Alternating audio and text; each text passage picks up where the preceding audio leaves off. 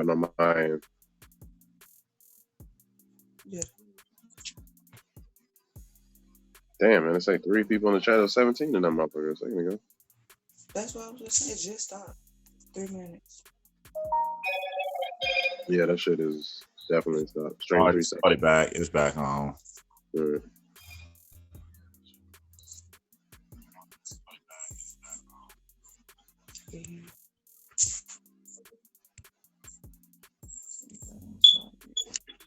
Peace. We don't know what just happened. For some reason, we got knocked off and back on real quick. Wow. Yep. You can't find the source of this stream. You knock it off all you want. It's gonna hop right back on. Yeah. Let me stop before somebody kick in the door. I heard you laughing. Didn't think we'd be here. Mm-hmm. All right, go back to where we was. All right. Let's say another ideological difference between the United States and the Haudenosaunee Confederacy during deliberations for the Treaty of Canandaigua was the role of women. No United States settler women were included in the dialogue. However, Haudenosaunee women, in keeping with their significant role in tribal governance, were included. Historian Jonah M. Jensen reports that Seneca women spoke during the negotiations of the Treaty of 1794 with the United States government. The states the conference began on November 11, 1794, where 59 war chiefs and sachems signed the treaty, bringing to an end of Pickering's assignment. And the text of the Canandaigua Treaty, which comprised articles, was submitted to the Senate on January 2nd, 1795, carrying the title Six Nations and Wandaya, Tuscarora, and Stockbridge tribes. And here say the terms of the treaty. The treaty established peace and friendship between the United States of America and the Six Nations, and affirmed Haudenosaunee land rights in the state of New York, and the boundaries established by the Phillips and Gorham Purchase of 1788. Article 1 of the treaty promises perpetual peace and friendship between America and the Haudenosaunee tribe. Article 2 acknowledges land belonging to the Wandaya and gives them the legal right to sell the land if they so wish. And Article 3 legally defines the parameter of the Seneca territories. Article 4 maintains that America must not claim or disturb any lands belonging to the Haudenosaunee Confederacy. Article 5 legally acknowledges that the road from Fort Scholastica to Lake Erie as far south as Buffalo Creek belongs to the Seneca Nation. Article 6 promises $4,500 each year to the Haudenosaunee Confederacy from America. Article 7 states that if the perpetual peace and friendship between the Haudenosaunee Confederacy and America were to be disturbed in any way, that the conflict would be resolved peacefully by a third party. Article 7 states, let's remember this, because I have a feeling this is going to pop back up. Article 7 states that if the perpetual peace and friendship between the Haudenosaunee Confederacy and America were to be disturbed in any way, that the conflict would be resolved peacefully by a third party. I wonder who that third party is. Going down into the legacy, it says additionally, the Quakers were involved in the aftermath of the treaty. Additionally, the Quakers were involved in the aftermath of the treaty. Pickering appointed the Quakers to teach the Haudenosaunee Confederacy European-style agriculture. Didn't we read about that yesterday, no sellout, about the Indian agents? Indian agents.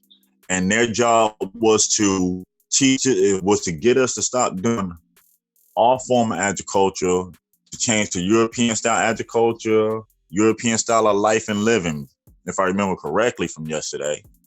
Just want to make sure I'm not misquoting. Okay, so it says Pickering appointed Quakers to teach the Haudenosaunee Confederacy European-style agriculture. The Friends Review, a Quaker publication, recalls plows, axes, and hoes being liberally supplied to the Haudenosaunee Confederacy. The treaty has had a lasting legacy in asserting the sovereignty of the Haudenosaunee Confederacy. Historian Robert W. Venable states that from 1794 to the present day, the treaty has been the legal keystone of relations between the United States and the Six Nations, the Iroquois Confederacy. The treaty is at the center of any of the Six Nations land claims and their rights to govern their own reservations. Their sovereignty and autonomy established in the treaty was also reaffirmed in the state papers of the London Review of 1796, stating that anyone is able to freely to pass and repass through the territory addressed in the treaty while recognizing the friendship established by the treaty itself. It goes on to state the treaty is still actively recognized by the United States and the nations of the Haudenosaunee Confederacy. However, in 1960, 10,000 acres of the Algerine Reservation were legally condemned by eminent domain during construction of the Kazua Dam, causing relocation of 600 Seneca. I'm going to read this again. However, in 1960, 10,000 acres of the Algerine Reservation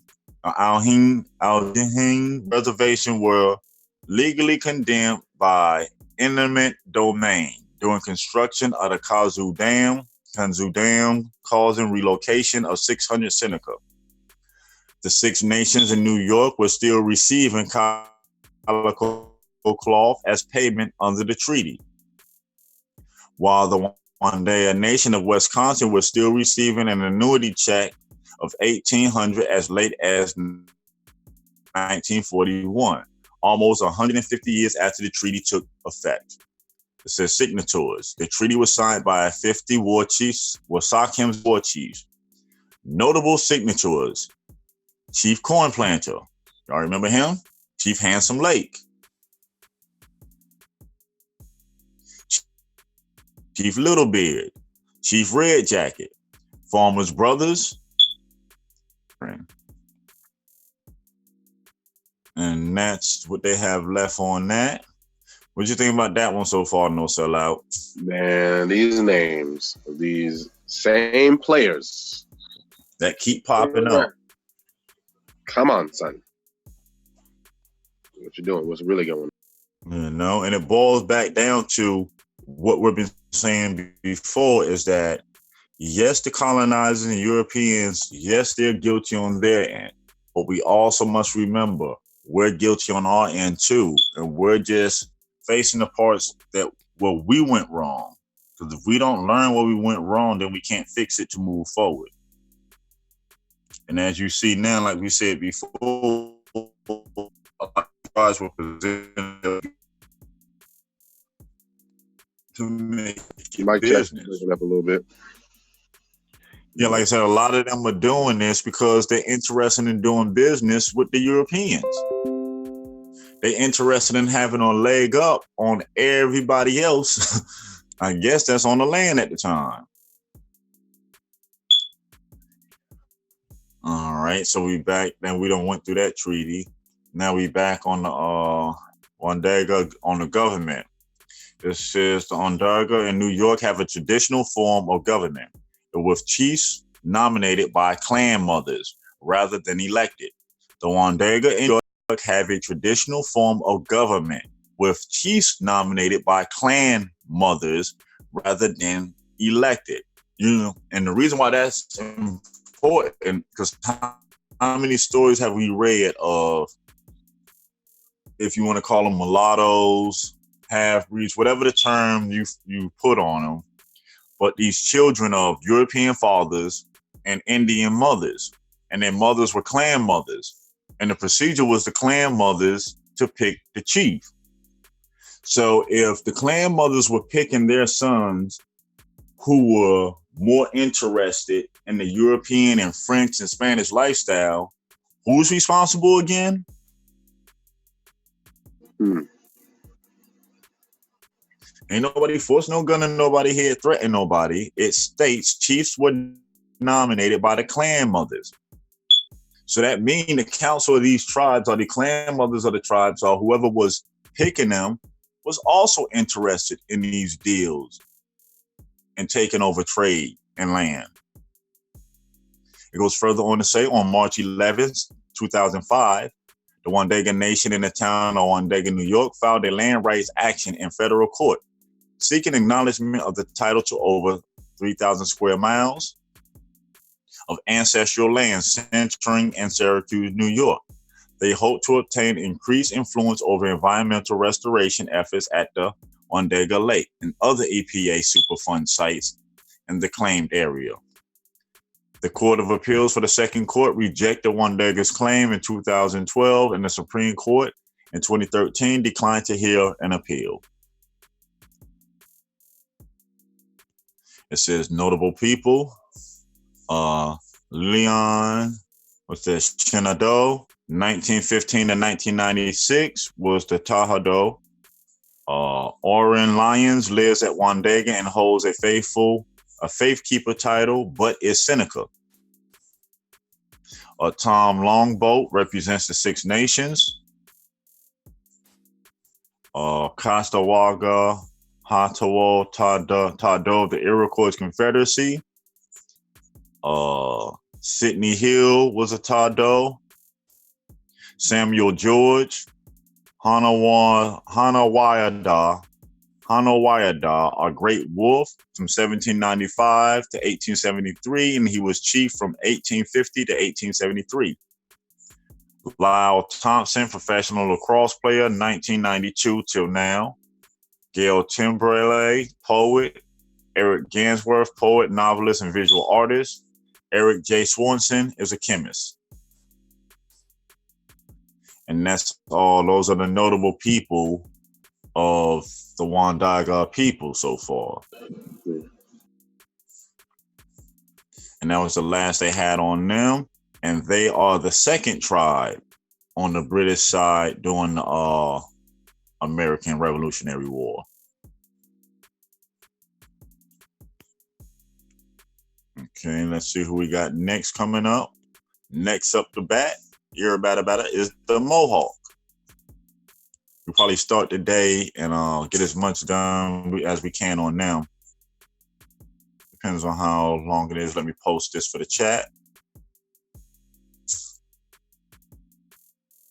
Peace to the chat. Peace, everybody. Peace.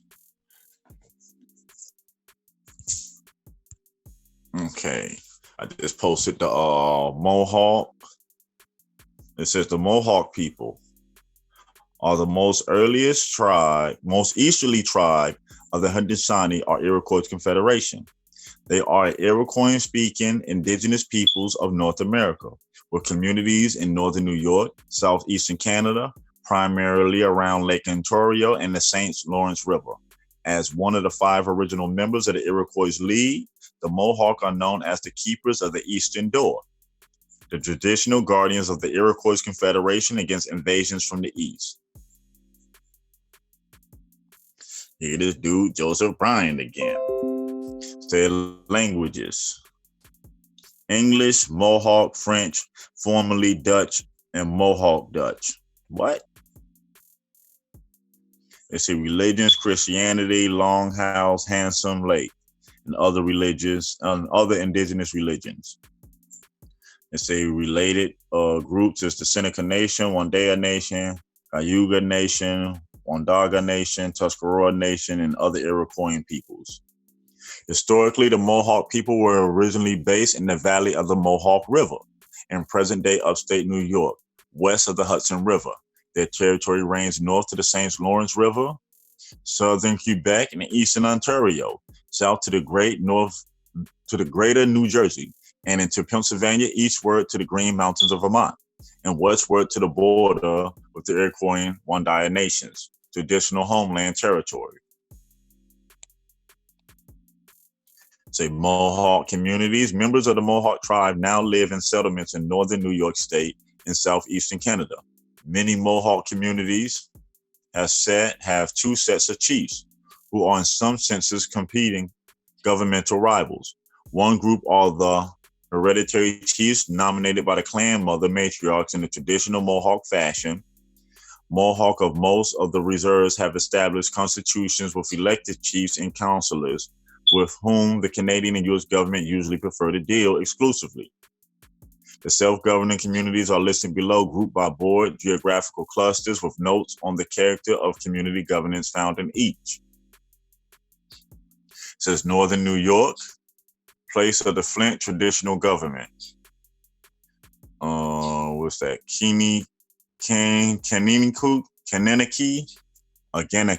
Ganaki, place of the Flint traditional governments.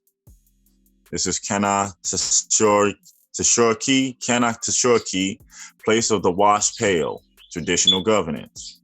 Along the St. Lawrence in Quebec, say Akawasini, St. Regis, New York, and Quebec, Ontario, Canada, were the Patriots' drums. Tribal governance banned tribal elections. This is Kanwaki on the Rapids, Canada, traditional government, tribal, banned tribal, and its elections.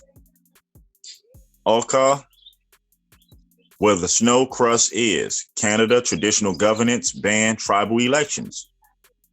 It says Southern Ontario. Tanadenaga on the Bay, traditional governance, banned tribal elections. Wata, this is Gibson, Maple Tree, traditional governance, banned tribal elections. This is Oshawakan, Six Nations of the Grand River, traditional governance, banned tribal elections. The Mohawk, from the majority of the population of this Iroquois Six Nations reserve, there are also Mohawk Orange Lodges in Canada. Given increased activism for land claims, a rise in tribal revenue due to the establishment of gambling on certain reservations or reservations competing leadership, traditional government jurisdictions, issues of taxation, and Indian Act, Mohawk communities have been dealing with considerable internal conflict since the late 20th century. Yeah, basically from reading this, the Mohawk split into one. The Mohawk split into 1, 2, 3, 4, 5. 6, 7, 8. No, that's like 8. Yeah, in my bank account. 8 different entities, basically 8 separate governments with different ways of elections and rulership. Let's say history. First contact with the European settlers. In the Mohawk language, the people say that they are from Kanakashorkee, Flintstone Place. The Mohawk became wealthy traders as other nations in their confederacy needed their flint for tool making. There are Algonquin speaking. What'd you say? I can hear you. Said meet the Flintstones. Mm-hmm. Who you think they're talking about now? These are the Flintstones. Yeah. Put it together. Let's say the Flintstones. This is ridiculous. Yeah, the Mohawk became wealthy traders as other nations in their confederacy needed their flint for tool making. Their Algonquin-speaking neighbors and competitors, the people of the Mohawkian.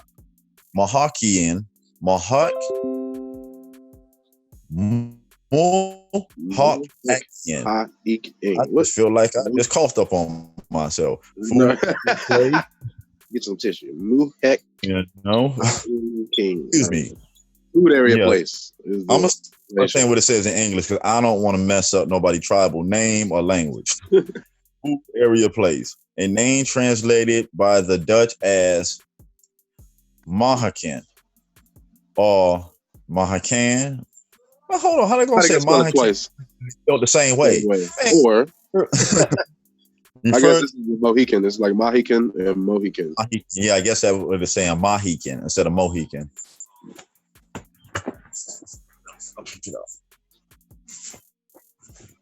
Refer to the people of Kanaki as Mohican, meaning bear people. The Dutch heard and wrote this term as Mohawk and also referred to the Mohawk as Igel or Maku. The French colonists adapted these later terms as Algina, and Maku, respectively. They also referred to the people by generic Iroquois, a French deviation of the Algonquin term for 5 nations, meaning the snake people. The Algonquins and Iroquois were traditional competitors and enemies. In the Upper Hudson and Mohawk Valley regions, the Mohawk long had contact with the Algonquin-speaking Mohican people who occupied territory along the Hudson River, as well as other Algonquins and Iroquois tribes to the north around the Great Lakes. The Mohawk had extended their own influence into the St. Lawrence River Valley, which they maintained for hunting grounds. They are believed to have defeated the St. Lawrence Iroquois in the 16th century and kept control of their territory. In addition to hunting and fishing for centuries, the Mohawk cultivated productive maize fields on the fertile floodplains along the Mohawk rivers west of the pine bush. In the 17th century, the Mohawk encountered both Dutch, who went up the Hudson River and established a trading post in 1614.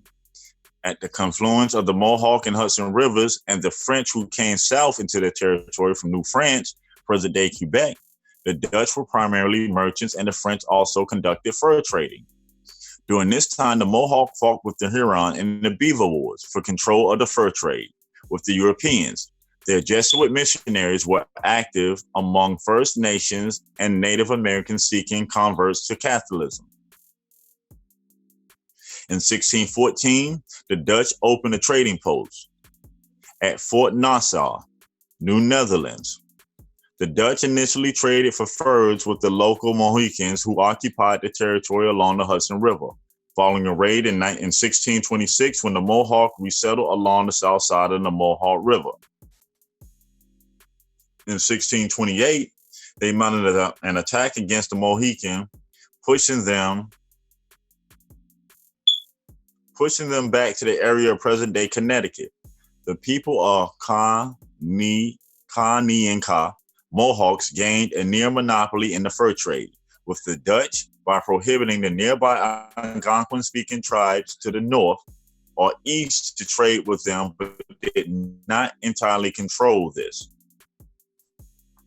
European contact resulted in a devastating smallpox epidemic among the Mohawk in 1635.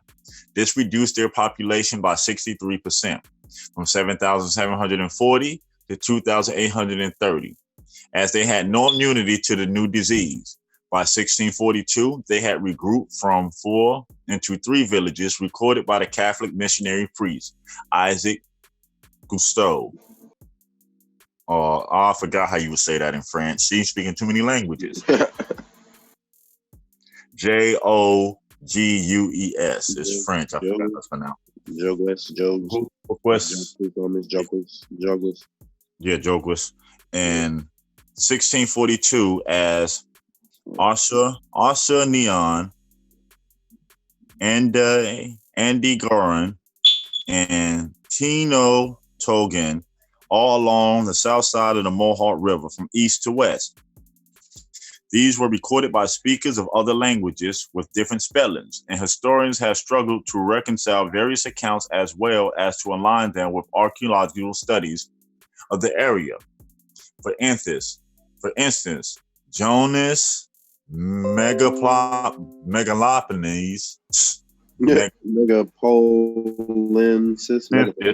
Megapolensis, a Dutch minister, recorded the spelling of the same 3 villages as Asuri, Vanagor, and Theodore, Theodogi,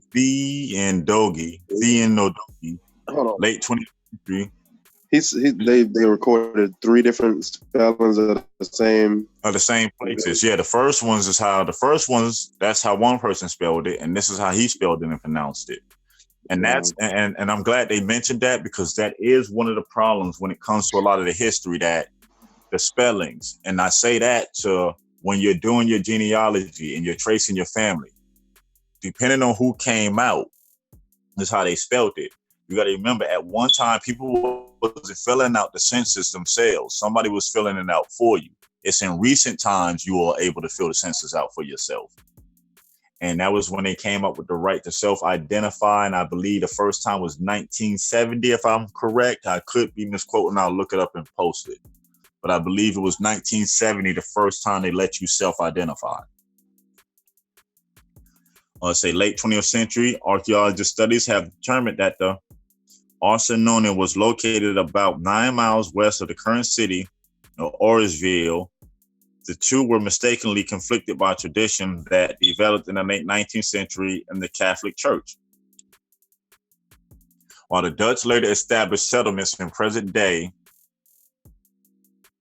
Sinkentad and Schoharie, further west in the Mohawk Valley, merchants in Fort Nassau continued to control the fur trading. Sinkentad was established essentially as a farming settlement, where Dutch took over some of the former Mohawk maize fields in the floodplain along the river. Through trading, the Mohawk and Dutch became allies of a kind. So you hear it here. They didn't come in and take these Indians' farms. They didn't come in and take these houses. The Mohawk invited the Dutch in. Invited them in, had them working the farms with them, proudly converting over to Catholics. So during their alliance, the Mohawks allowed Dutch Protestant missionary Jonas Megaplanes Jonas, I'm going to say, to come into their tribe and teach Christianity. I'm going to say it again. During their alliance, the Mohawks allowed Dutch Protestant ministry Jonas to come into their tribe and teach the Christian message. He operated from the Fort Nassau area about 6 years, writing a record in 1644 of his observation of the Mohawk, their language which he learned, and their culture. While he noted their ritual of torture of captives, he recognized that their society had few other killings, especially compared to the Netherlands of that period. And who they were saying savages was again? Yeah. The trading relations between the Mohawk and Dutch helped them maintain peace even during the periods of the Tiguex War and the Espos War, when the Dutch fought localized battles with other tribes. In addition, Dutch trade partners equipped the Mohawk with guns to fight against other First Nations who were allied with the French. Let's say this again. In addition, the Dutch trade partners equipped the Mohawk with guns to fight against other First Nations who were allied with the French, including the Ogbuy, Huron, Wendat, and Algonquin.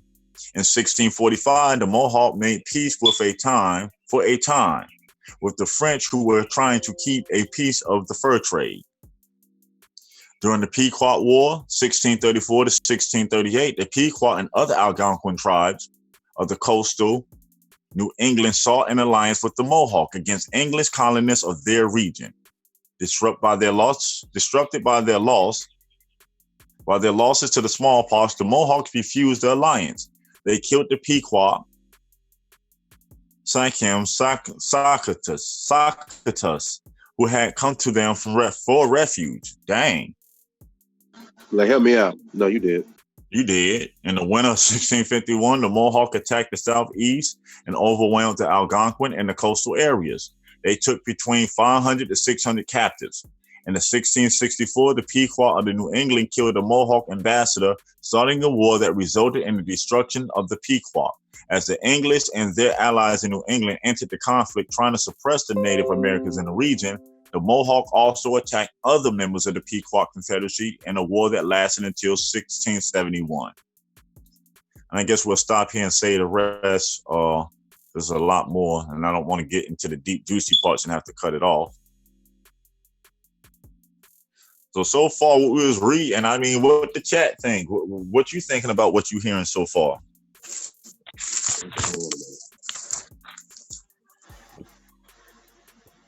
What I had to do is lay it on us. I just feel like I'm glad it's being said out loud that there was not a takeover. It was more of a, oh, you working with them? I'm not working with them. I'm working with them over here. Okay, let's go to war.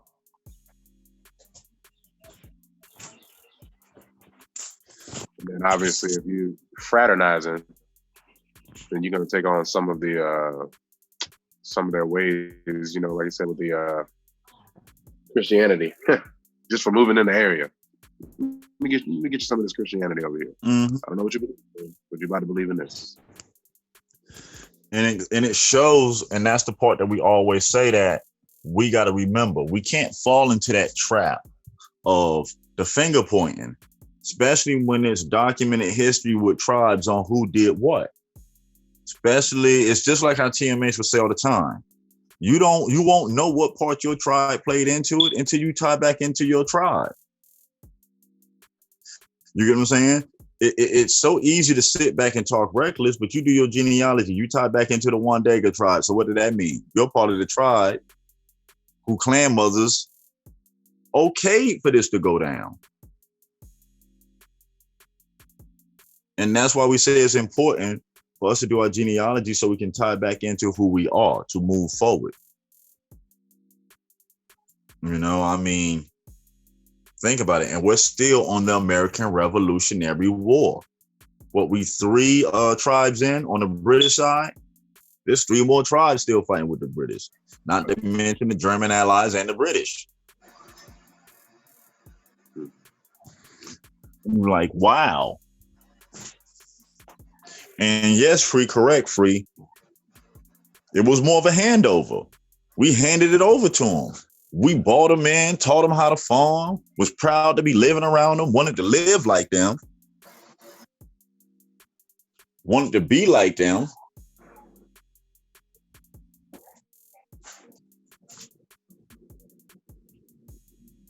Yes, we do. Personal and tribal responsibility. Grand Rising Smoking Big 06. Grand Rising Golden Moon. And anyone we forgot in the chat during this morning. Yes, the Mohawks were the keepers of the Eastern Door. That's what they had to state it down. And when you read, they're one of the tribes that had one of the longest, them and the Algonquins had one of the longest relationships with the colonizers or foreigners, if you want to say. Because you know, if the Mohawk are the keepers of the Eastern Door, who did the colonizers see first? Or who did the Europeans see first over there? Or the French? The keepers of the Eastern Door. They came in from the East. I mean, we have to start facing this.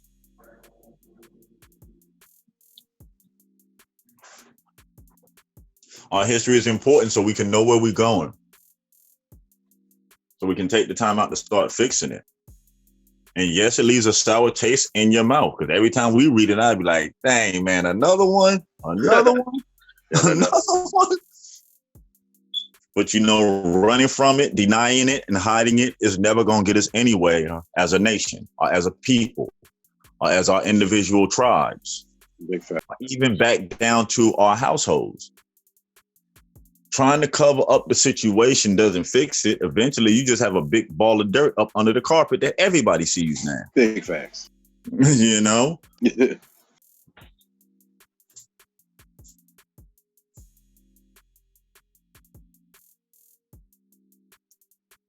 Yeah, I know, Free. I done heard certain things, but yeah, it stated down here that the Mohawk are the keepers of the Eastern Door. That they were the keepers. Their job was the keepers of the East.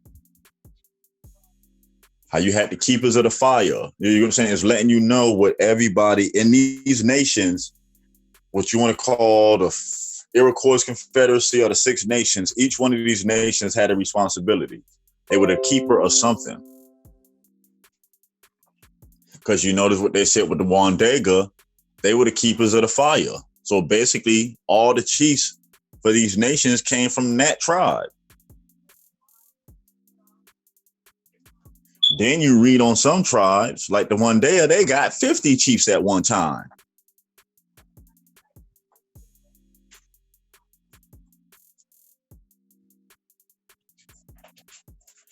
All I can do is shake my head. What you thinking about it? No sellout. It's getting kind of heavy. Like, wow. Like, hey, just when you thought it can't get no stinker, hold your nose. Somebody come look at this.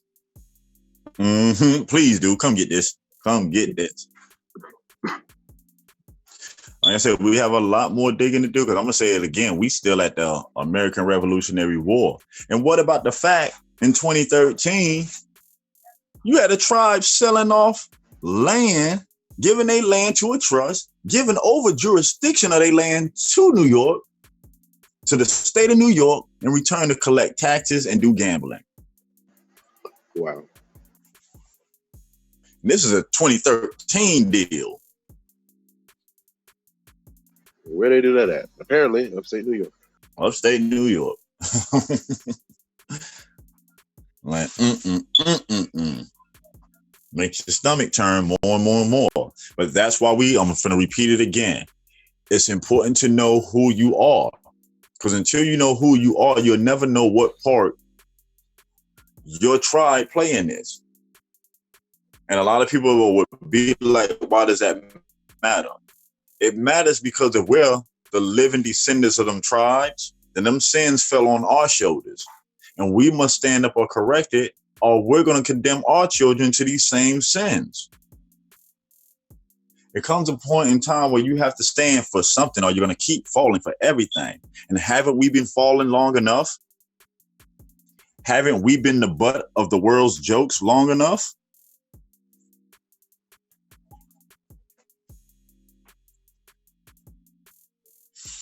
If you really feel the sour taste and it really rocks you to your core, that's that motivation to want to dig even deeper to get down to the bottom of this so we can fix this and get back on code. And when we say get back on code, we just mean becoming tribal, living our ancestors' way, respect for one another, treating everybody equally and righteously. Don't pass judgment unless you have that right to. That's what we mean by getting back on code, getting back to where we were. Because make no mistake about it. Yes, the Europeans, the French and the Spanish, well, I'm going to call them Europeans because they're all Europeans. Regardless if you say Spanish, British or French, they're all Europeans. Yes, they're responsible for their part, but they couldn't do anything until we allowed them to come and do it. Until we allowed them to come here and do it.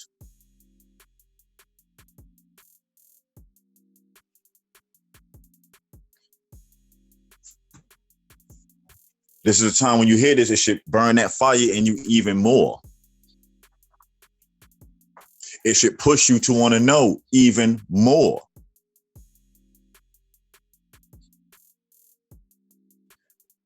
Just like we always say, and how it says here, there's 573 federally recognized tribes. Then when you add the state recognized, you're close to like 1,500. So we say again, take that time out, do that work, do your genealogy so we can tie back in and start moving this forward. Or we can sit back here on our behinds and keep crying and wonder why our children take us as a joke because we didn't try to clean up the mess. We left it for them to clean up because we too busy was trying to party.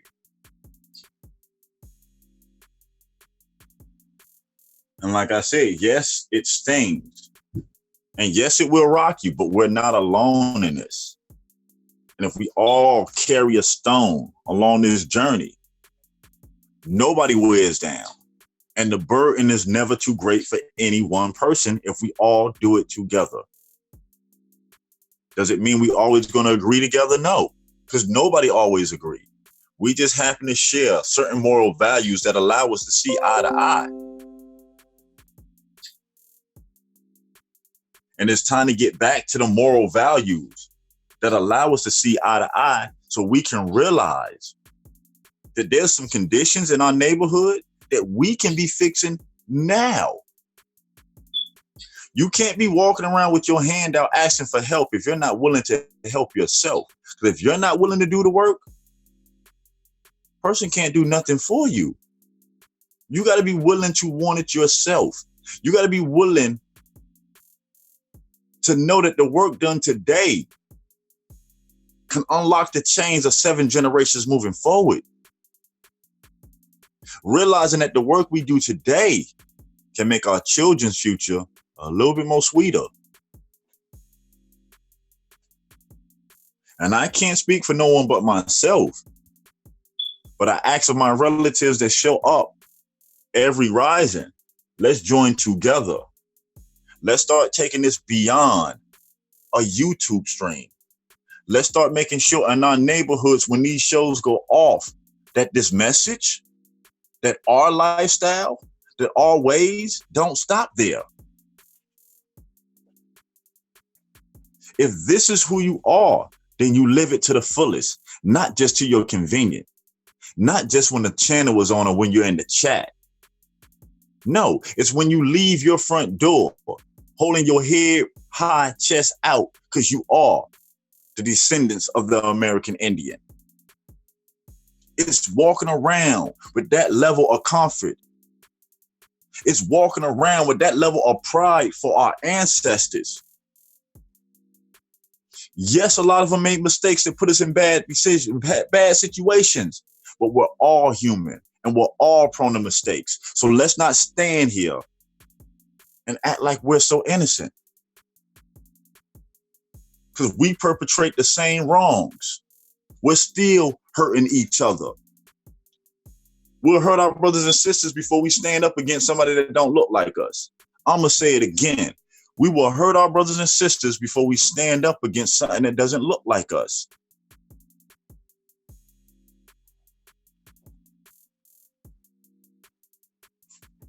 So if we want real change starts when you step out the comforts of your home. It's how you maneuver in your homeland. It's how you speak and treat others in your homeland. You can't go through life being expected to be treated a particular way, but not willing to treat people that same way. You can't go through life expecting to receive something if you're not willing to give anything. We've said it before and we're going to keep saying it. Before we worry about somebody else's houses, let's start getting ours in order. And let's stop sitting here waiting before it's too late.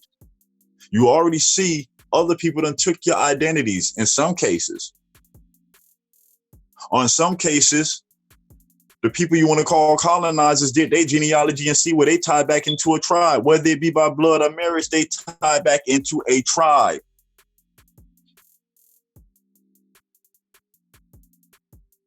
When you want to do the same, to level the playing field, or you want to keep playing with a disadvantage, doing the same thing over and over and over, expecting a different outcome. That is the definition of insanity. Doing the same thing over and over and over and over and expecting a different outcome.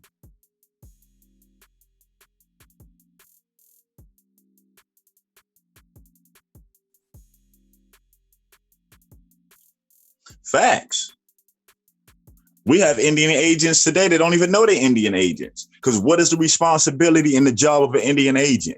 To convince the Indian to convert over to a European lifestyle, to convert him to live like the European, talk like the European, dress like the European.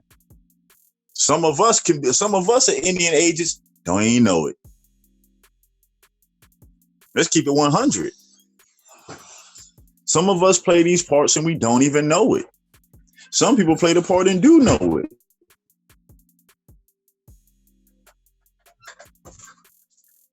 I'm gonna say it again. What is an Indian agent?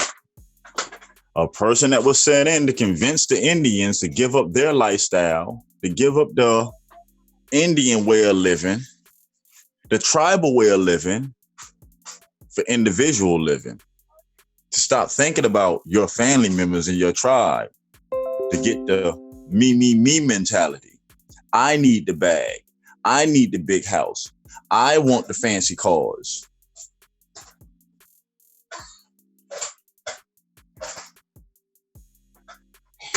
I mean, we have to start really, really digging and asking ourselves, what is it do we really want? Are we going to say one thing and do another? Because I'm going to repeat how Thomas say it all the time. Your actions speak louder than your words. So are we going to get up every rising and say one thing and time it goes off do the opposite? We're only going to be tribal when the channel is on and we're in the chat around other people and it makes us feel good. Tribal isn't something that you turn on and off. It's with you all the time. It's how you maneuver. It's the rules and regulations on how you conduct yourself.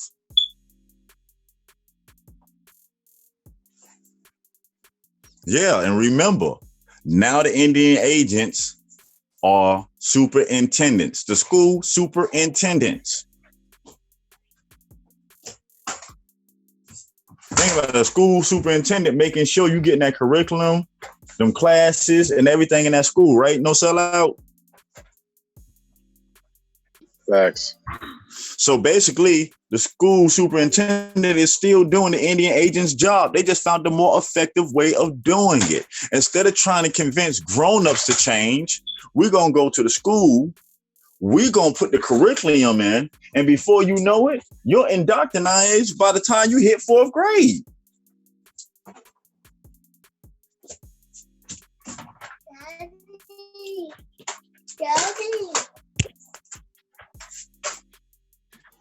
I mean, a lot of this stuff that we're looking for is right in front of our face. It's right there.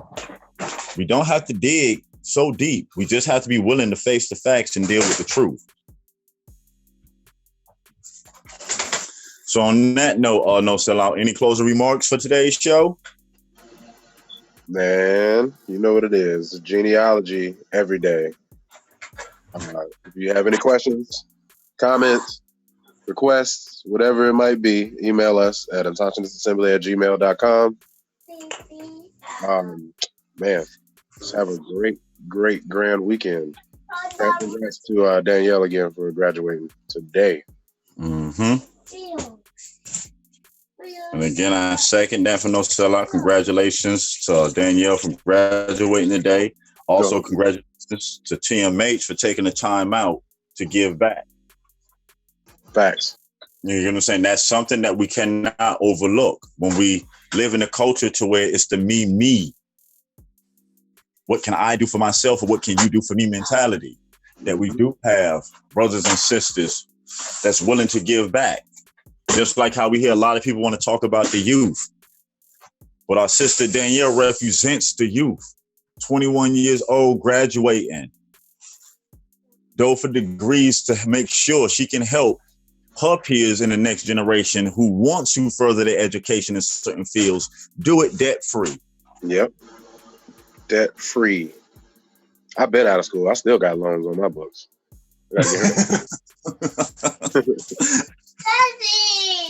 So on that note, has awesome. been what you were saying, no sellout? No, I was just saying that's awesome. You can graduate debt-free, you know, whether you got a scholarship or not. You know what I'm saying? Just doing it the right way. We got I think we have her posted up, her website posted up on our website. So do it for degrees. Yeah, dofordegrees.com is our website, and you'll be able to also hit the link from the Indigenous Assembly website to link into it as well. Word.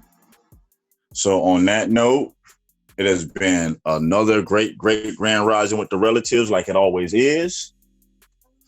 Enjoy the rest of your day, and who knows, HU might do a surprise and come back on later on this evening. But until then, peace. Peace, y'all.